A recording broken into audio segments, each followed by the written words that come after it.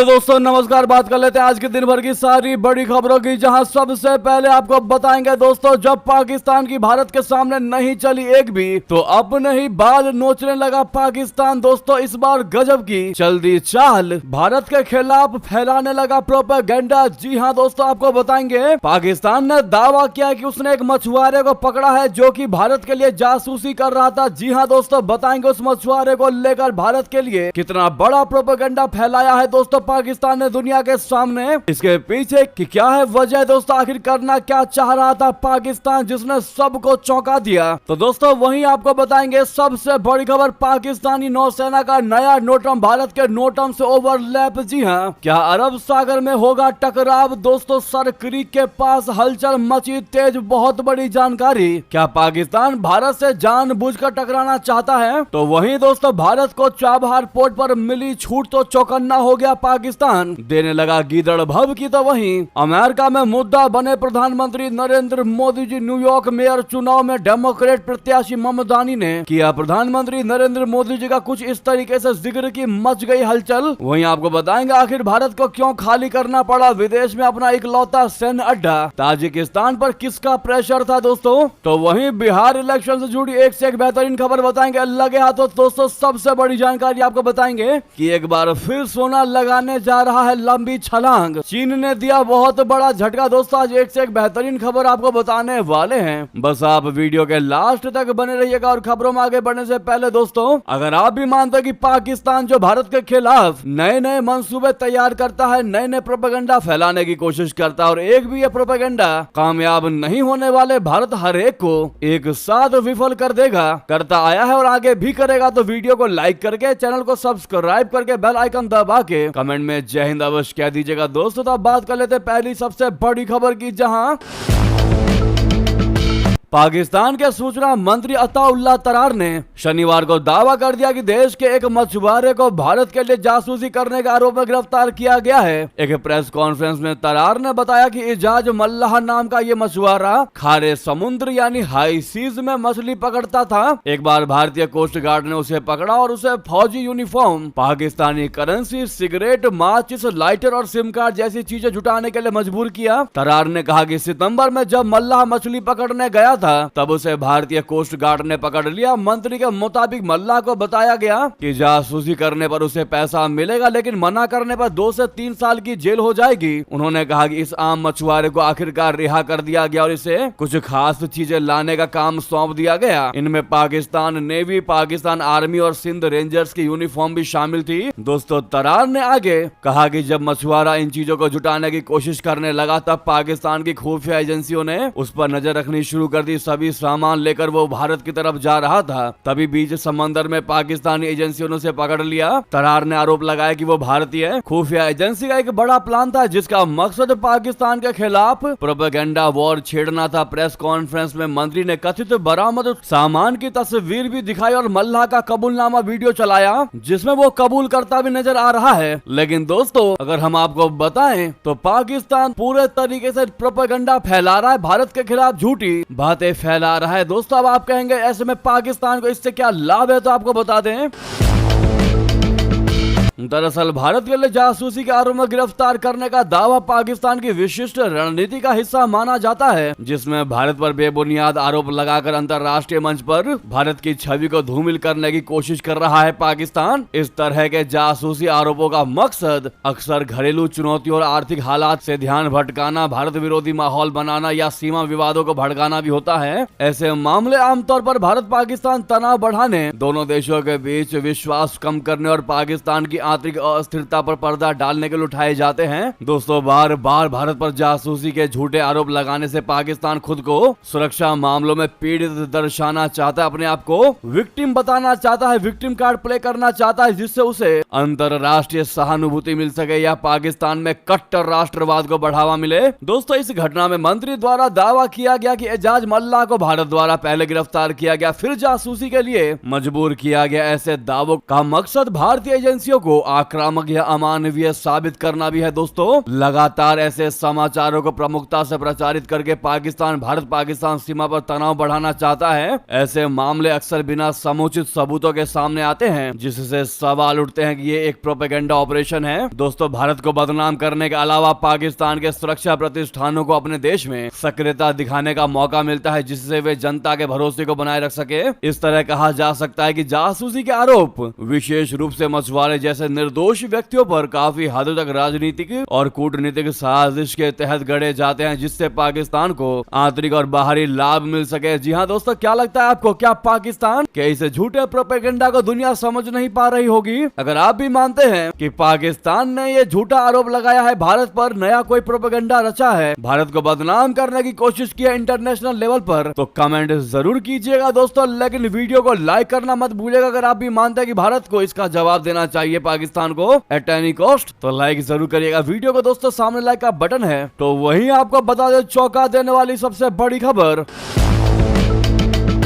दोस्तों, आपको याद होगा अभी भारत की तरफ से नोटम जारी किया गया, जिसमें देश के कई हिस्सों को शामिल किया गया है। लेकिन वही दोस्तों, पाकिस्तानी नौसेना ने भी नया नोटम जारी करके भारत के नोटम से ओवरलैप कर दिया है। ऐसे में अरब सागर में भारी टकराव की आशंका है दोस्तों। सरक्रीक क्षेत्र के पास हलचल तेज हो गई है। बता दें, क्या पाकिस्तान जानबूझकर भारत से टकराना चाहता है? ये सवाल इसलिए क्योंकि पाकिस्तान की नौसेना ने जो नया युद्धाभ्यास के लिए नोटम जारी किया है, वो भारत की तरफ से जारी किए गए पुराने नोटम वाले क्षेत्र में है। तस्वीर में आप क्लियरली देख सकते हैं कि किस तरह से भारत और पाकिस्तान का नोटम वाला क्षेत्र ओवरलैप हो रहे हैं। रिपोर्ट के मुताबिक भारत और पाकिस्तान के बीच सैन्य गतिविधियों का नया अध्याय शुरू हो गया है, जहां एक तरफ भारत अपनी त्रिसेवा युद्धाभ्यास त्रिशूल के तहत पश्चिमी मोर्चे पर ताकत दिखा रहा है, तो वहीं पाकिस्तान ने अरब सागर में एक नया नौसैनिक नेविगेशनल अलर्ट यानी कि नवारिया जारी किया है। और ये alert Pakistani firing exercise zone ठीक उसी क्षेत्र से मिल रहा है, जिसके लिए भारत ने नोटिस टू एयरमैन यानी नोटम जारी पहले से ही कर रखा है। दोस्तों, टकराव की आशंका से इनकार नहीं किया जा सकता, लेकिन जानकारों का मानना है कि भारत हवा में अभ्यास कर रहा है और पाकिस्तान समुद्र में, इसलिए शायद टकराव ना भी हो। हालांकि ये भौगोलिक रूप से ओवरलैप करता है, लेकिन दोनों देशों के बीच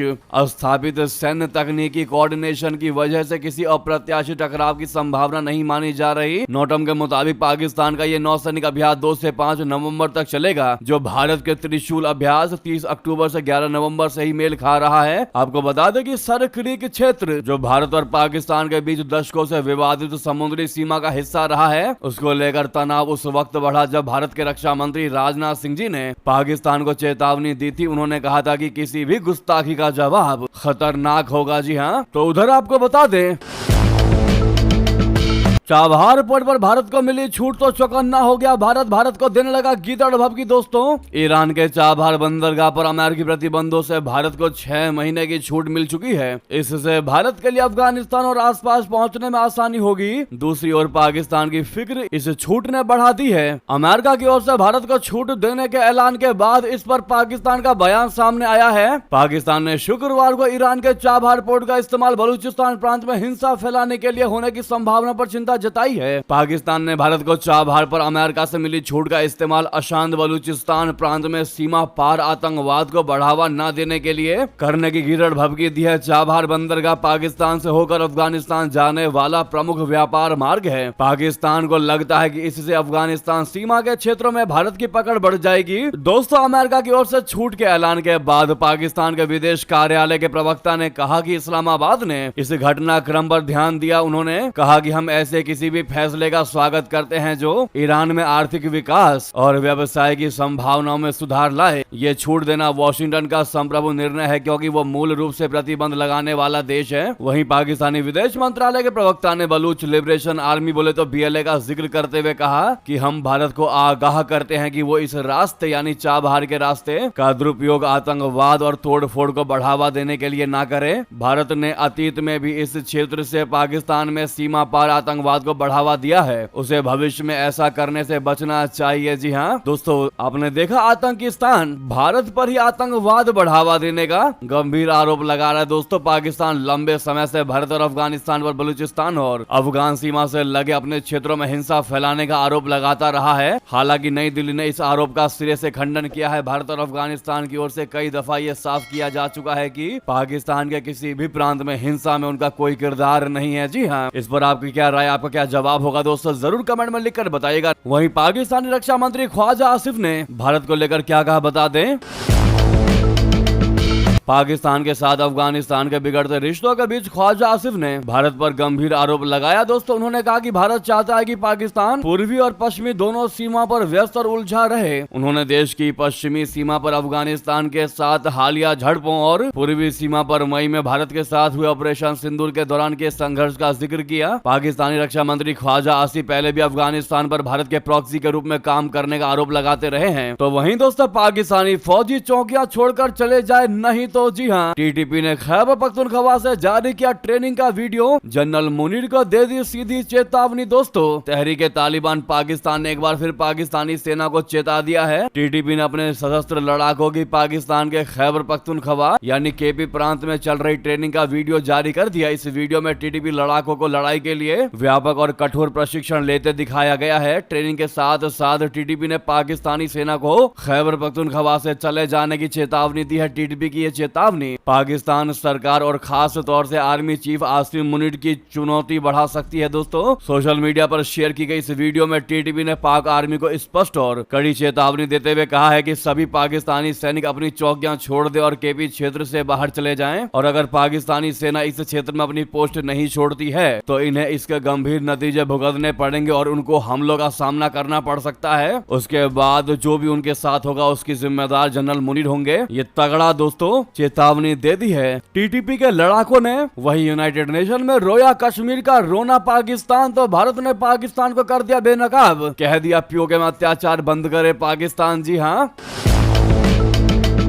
संयुक्त राष्ट्र महासभा में भारत ने पाकिस्तान को उसके दोहरे रवैये और कश्मीर में हो रहे गंभीर मानवाधिकार उल्लंघनों पर कड़ा संदेश दे दिया है। भारत ने मांग की है कि पाकिस्तान उन इलाकों में अत्याचार बंद करे जहां लोग अब खुले तौर पर पाकिस्तानी कब्जे के खिलाफ आवाज उठा रहे हैं। भारत के संयुक्त राष्ट्र मिशन की फर्स्ट सेक्रेटरी भाविका मंगाल नंदन ने शुक्रवार को कहा कि पिछले कुछ हफ्तों में ही पाकिस्तान की सेना और उसके प्रॉक्सी आतंकियों ने उन निर्दोष नागरिकों की हत्या की है जो अपने बुनियादी अधिकारों और आजादी की मांग कर रहे थे। उन्होंने कहा कि हम पाकिस्तान से अपील करते हैं कि वो कब्जे हुए कश्मीर में जारी मानवाधिकारों के उल्लंघन को तुरंत रोके, जहां जनता सैन्य कब्जे, दमन और संसाधनों के शोषण के खिलाफ विद्रोह कर रही है। साथ ही बता दें, बड़ी खबर, अमेरिका में मुद्दा बने प्रधानमंत्री नरेंद्र मोदी जी न्यूयॉर्क की मेयर चुनाव में डेमोक्रेट प्रत्याशी ममदानी ने यूं किया इनका जिक्र। बता दें, वैसे तो बिहार में चुनावी माहौल है। 6 नवंबर को पहले चरण में विधानसभा के लिए मतदान होना है। इसको लेकर बिहार में प्रधानमंत्री नरेंद्र मोदी जी, सीएम, विपक्ष के बीच खूब आरोप प्रत्यारोप चल रहे हैं। विपक्ष कई मुद्दों पर पीएम नरेंद्र मोदी जी का घेराव करते हैं, लेकिन ये विरोध यही नहीं रुकता दोस्तों। अब प्रधानमंत्री मोदी जी अमेरिका में भी मुद्दा बन गए। न्यूयॉर्क शहर में मेयर पद के चुनाव में पीएम मोदी पर वोट लेने की कोशिश हो रही है। अमेरिका के न्यूयॉर्क में मेयर पद का चुनाव होने वाला है।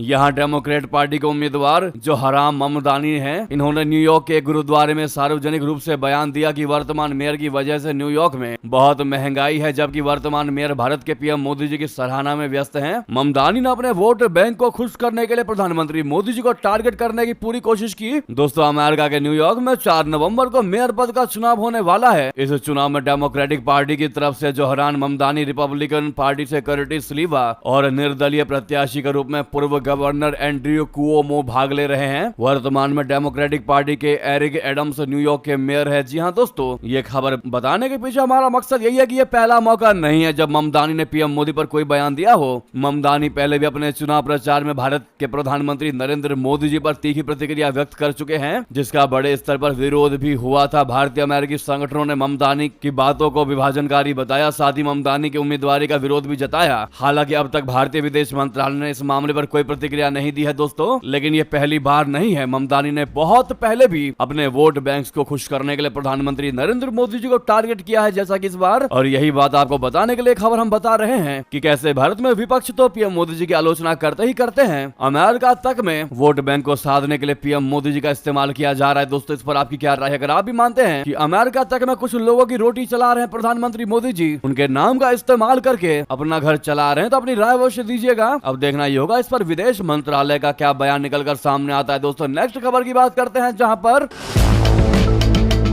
ऑपरेशन सिंदूर को लेकर आर्मी चीफ का बड़ा बयान। कहा पीएम मोदी ने खुली छूट दी थी, 100 किलोमीटर अंदर घुसकर मारा। जी हां, army chief general Upendra Dwivedi ji ने कहा है कि ऑपरेशन सिंदूर के दौरान पीएम मोदी ने उन्हें खुली छूट दी थी। ऐसे में भारतीय सेना ने पाकिस्तानी सीमा के 100 किलोमीटर अंदर जाकर कार्रवाई की। मध्य प्रदेश के रीवा में एक कार्यक्रम को संबोधित करते हुए उन्होंने कहा कि दुश्मन पर विजय प्राप्त करने के अलावा ऑपरेशन सिंदूर का उद्देश्य संप्रभुता, अखंडता और शांति की पुनः स्थापना करना था। ये प्रधानमंत्री ही थे जिन्होंने कहा था कि इसका नाम ऑपरेशन सिंदूर होगा। जब भी कोई बेटी, माँ, बहन अपने माथे पर सिंदूर लगाती है तो दुआएं देश की सुरक्षा के लिए सीमा पर खड़े सैनिक के लिए जाती है। तो वहीं बता दें, डिफेंस कंपनी को इंडियन एयरफोर्स से मिला 285 करोड़ का ऑर्डर। 11 महीनों में पूरा करना होगा ये काम। दोस्तों, डिफेंस और telecom equipment provider Astra microwave products limited ने शुक्रवार को बताया है कि उसकी joint venture company Astra Rafael Comsys private limited को रक्षा मंत्रालय से 285.56 करोड़ रुपए का ऑर्डर मिला है। इस कॉन्ट्रैक्ट के तहत भारतीय वायुसेना बोले तो इंडियन एयरफोर्स के लिए कम्युनिकेशन सिस्टम सहित और भी कई सहायक एक्सेसरीज खरीदी जाएगी। कंपनी को यह ऑर्डर 11 महीनों के भीतर पूरा करना है। कंपनी के पास मौजूदा समय में 2303 करोड़ रुपए का ऑर्डर है और stand alone order book 1951 crore रुपए का है।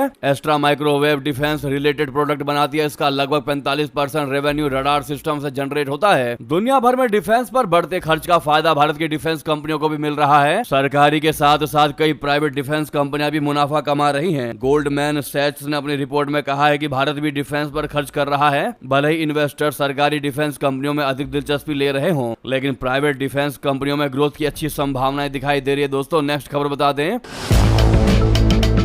यूक्रेन का मॉस्को में बड़ा ही ड्रोन अटैक, 400 किलोमीटर लंबी फ्यूल पाइपलाइन को बनाया निशाना। दोस्तों, यूक्रेन की खुफिया एजेंसी HUR ने शुक्रवार को रशिया की राजधानी मॉस्को के पास 400 किलोमीटर लंबी फ्यूल पाइपलाइन पर हमला कर दिया। इस पाइपलाइन का नाम रिंग है। इस हमले से रूसी सेना का पेट्रोल, डीजल और हवाई जहाज के फ्यूल की सप्लाई रुक गई है। हमले में मॉस्को के दक्षिण पूर्व इलाके में तीनों मुख्य लाइनें एक साथ तबाह हो गई। वहां ड्रोन्स को रोकने का सिस्टम और हथियार बंद गार्ड तैनात थे, लेकिन सब नाकाम रहा। अब पाइपलाइन पूरे तरीके से बंद है और रूसी सेना को ईंधन नहीं मिल रहा। मीडिया रिपोर्ट्स के मुताबिक अब ये पाइपलाइन हर साल 30 लाख टन जेट इंजन और लाखों टन पेट्रोल डीजल लेकर जाया करता था। इस नुकसान ने रशिया की सेना और मॉस्को की अर्थव्यवस्था को भारी झटका दिया है। दोस्तों, HUR के प्रमुख किरिलो बुडानोव ने कह दिया है कि उनके सीधे हमले दुनिया के सभी आर्थिक प्रतिबंधों से कहीं ज्यादा नुकसान पहुंचा रहे। नेक्स्ट खबर बता दें, चीन के चलते संकट में अमेरिका पाकिस्तान का $6 ट्रिलियन का रेयर अर्थ समझौता, बीजिंग ने कैसे मचाई खलबली। बता दें, पाकिस्तान और अमेरिका ने सितंबर महीने में ऐतिहासिक रेयर अर्थ समझौते पर हस्ताक्षर किए हैं। इस समझौते के तहत मिजौरी स्थित कंपनी US स्ट्रेटेजिक मेटल्स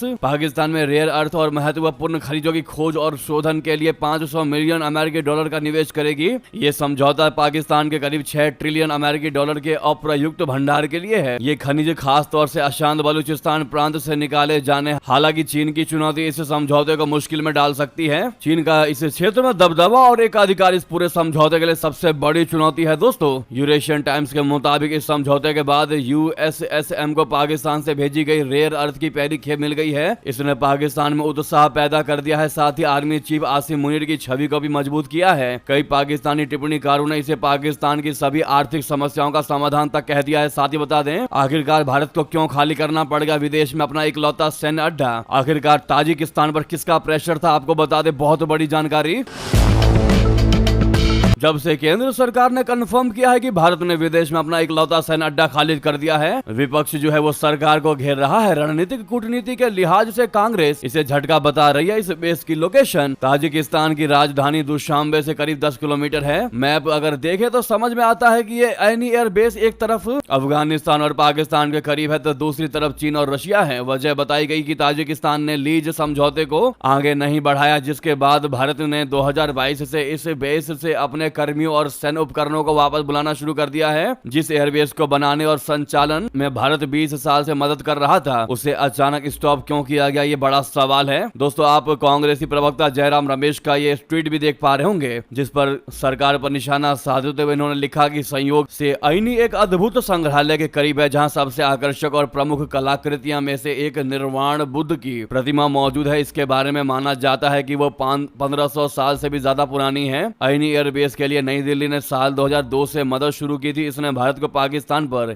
रणनीतिक बढ़त दिलाई और मध्य एशिया में दबदबा बढ़ाया। हालांकि दोनों देशों के बीच 2022 में द्विपक्षीय समझौता समाप्त होने के बाद भारतीय सेना वापस हो गई। क्या वजह इतनी सी है? दरअसल चीन, रशिया, पाकिस्तान और अफगानिस्तान से घिरे इस देश में भारत की सैन्य मौजूदगी कहीं न कहीं चीन पाकिस्तान को खटक रही थी। वहां बेस होने से मध्य एशिया में रणनीतिक रूप से भारत को मजबूती मिल रही थी। अइनी एयरबेस ने भारत को अफगानिस्तान में पाकिस्तान के बढ़ते प्रभाव पर भी अंकुश लगाने में मदद की। वहां से भारत पीओके पर भी नजर रख सकता था। रिपोर्ट के मुताबिक भारतीय सेना ताजिकिस्तान से पेशावर को निशाना बना सकती थी, जिससे पाकिस्तान के संसाधनों पर और दबाव पड़ता। युद्ध के दौरान इससे पाकिस्तान को पूर्वी सीमाओं से पश्चिम की ओर एसेट शिफ्ट करने के लिए मजबूर होना पड़ता। ऐसे में भारत से उसका सीधा मोर्चा लेना कमजोर हो जाता। दोस्तों, मीडिया रिपोर्टों में दावा किया गया है कि लीज की अवधि समाप्त होने के बाद ताजिकिस्तान ने भारत को सूचित किया कि अब एयरबेस की लीज अवधि नहीं बढ़ाई जाएगी। इस एयरबेस पर भारतीय वायुसेना के हेलीकॉप्टर की एक टुकड़ी, एक मरम्मत सेंटर और रखरखाव उपकरण मौजूद थे। ताजिकिस्तान का यह एयरबेस भारत के लिए प्रमुख लॉजिस्टिक्स केंद्र के रूप में कार्य करता था। दोस्तों, ऐसे में सबसे बड़ा सवाल तो ये उठ रहा है कि ताजिकिस्तान ने लीज की अवधि आगे क्यों नहीं बढ़ाई? क्या इसके पीछे रशिया और चीन का प्रेशर बताया जा रहा है? चीन नहीं चाहता था कि भारतीय सेना की किसी भी तरह से मौजूदगी यहाँ हो। इसे वो गैर क्षेत्रीय सैन्य कर्मियों की मौजूदगी कह रहा था, यानी बाहरी। आपकी इस पर क्या राय है दोस्तों, बताना बिल्कुल मत भूलिएगा। नेक्स्ट खबर की बात करते हैं, जहां पर दुलार चंद यादव मर्डर केस में पुलिस की बड़ी कार्रवाई। दोस्तों, अनंत सिंह को गिरफ्तार कर लिया है। मोकामा के दुलार चंद यादव हत्याकांड मामले में पुलिस ने बड़ी कार्रवाई की है। पटना की पुलिस ने पूर्व विधायक और एनडीए प्रत्याशी अनंत सिंह को गिरफ्तार कर लिया है। दोस्तों, पटना एसएसपी की टीम बाढ़ स्थित कारगिल मार्केट पहुंची, जहां से अनंत सिंह को हिरासत में ले लिया। पुलिस उन्हें बाढ़ से पटना लेकर पहुंची है। इससे पहले जानकारी आई थी कि दुलार चंद यादव हत्याकांड में आरोपी बनाए गए अनंत सिंह जल्द पुलिस के सामने सरेंडर कर सकते हैं। इसी सूचना के बाद पटना एसएसपी के नेतृत्व में पुलिस टीम अनंत सिंह के घर पहुंची थी। दोस्तों, पटना के एसएसपी कार्तिकेय शर्मा ने बताया कि दुलार चंद यादव हत्याकांड में शुरुआती जांच के बाद जेडीयू उम्मीदवार अनंत सिंह को गिरफ्तार किया गया है। उनके साथ दो सहयोगी मणिकांत ठाकुर और रणजीत राम को भी गिरफ्तार किया गया है। पुलिस के मुताबिक 30 अक्टूबर को मोकामा के तारतर इलाके में दो पक्षों में भिड़ंत हुई थी, जिसके बाद दुलार चंद्र यादव का शव बरामद हुआ। दोनों पक्षों ने एफआईआर दर्ज कराई थी। इस पर आपका क्या कहना है दोस्तों, जरूर कमेंट में लिखकर बताइएगा। अनंत सिंह की गिरफ्तारी को लेकर साथ ही साथ बता दें, अमित शाह जी का सबसे बड़ा दावा, कहा एनडीए जीतेगा 160 सीटें। बोले अवैध घुसपैठियों को अपना वोट बैंक मानता है विपक्ष। जी हाँ, बिहार विधानसभा चुनाव के बीच गृह मंत्री अमित शाह जी ने महागठबंधन पर निशाना साधा। उन्होंने पूछा कि क्या घुसपैठियों को मतदान का अधिकार होना चाहिए। एक टीवी चैनल के कार्यक्रम के दौरान अमित शाह जी ने कहा कि अवैध घुसपैठ न केवल सुरक्षा के लिए खतरा है, बल्कि लोकतांत्रिक ढांचे को कमजोर करने वाला मुद्दा भी है।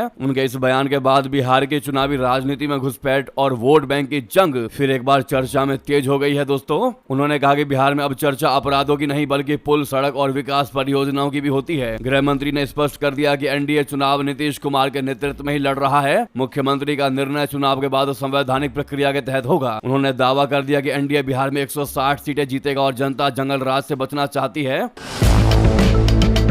वहीं आज प्रधानमंत्री नरेंद्र मोदी जी की ताबड़तोड़ चुनावी प्रचार होने वाला है। दोस्तों, 3 जिलों में करेंगे रैली और शाम में पटना में मेगा रोड शो भी होगा। जी हां, भाजपा की बिहार इकाई के प्रदेश अध्यक्ष दिलीप जायसवाल जी ने शनिवार को बताया कि प्रधानमंत्री नरेंद्र मोदी जी आज यानी 2 नवंबर को भोजपुर, नवादा और आरा में जनसभाओं को संबोधित करेंगे और राष्ट्रीय जनतांत्रिक गठबंधन एनडीए के उम्मीदवारों के समर्थन में अपील करेंगे। जी हाँ, और शाम 5 बजे पटना के दिनकर चौक से गांधी मैदान तक एक रोड शो करेंगे। इस दौरान बड़ी संख्या में बीजेपी और एनडीए कार्यकर्ता भी रहने वाले हैं। तो वहीं दोस्तों, चीन के फैसले ने फिर एक बार सोने के दाम बढ़ोतरी की लगा दी अटकलें। एक बार फिर सोना लगाने जा रहा लंबी छलांग। दोस्तों, भारत में पहले से ही महंगे सोने से जूझ रहे उपभोक्ताओं के लिए अब एक और बुरी खबर सामने आई है। चीन ने गोल्ड पर मिलने वाली टैक्स छूट खत्म कर दी है, जिसके बाद आशंका जताई जा रही है कि वैश्विक बाजार में सोने की कीमतें और बढ़ सकती हैं। भारत में फिलहाल सोने का भाव 1 लाख रुपए 10 ग्राम चल रहा है। ऐसे में चीन का ये फैसला बाजार को और हिला सकता है। दोस्तों, ब्लूमबर्ग की रिपोर्ट के मुताबिक चीन ने सोने की बिक्री पर मिलने वाली वैट छूट को समाप्त कर दिया है। अब शंघाई गोल्ड एक्सचेंज से खरीदे गए सोने को बेचने पर खुदरा विक्रेताओं को वैट की वापसी यानी रिफंड नहीं मिलेगी। यानी अब किसी भी तरह के गोल्ड की बिक्री पर टैक्स में कोई राहत नहीं दी जाएगी। विशेषज्ञों का कहना है कि यह फैसला